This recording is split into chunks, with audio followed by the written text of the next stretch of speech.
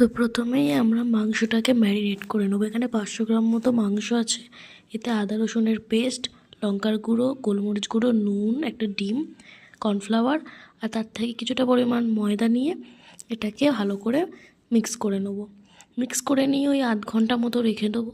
চলো এবার একটা সাইডে আমরা ক্যাপসিকাম, টমেটো, পেঁয়াজ, এখানে চাইলে তোমরা আরও কিছু ভেজিটেবল অ্যাড করতে পারো, বাট চিলি চিকেনে এগুলোই লাগে। এগুলোকে আমরা কিউব কিউব করে কেটে নেবো। তোমাদেরকে তো বলাই হয়নি, তো চলো ইন্ট্রোটা দিয়ে দিই। Hi everyone, this is Mansi, welcome back to my channel.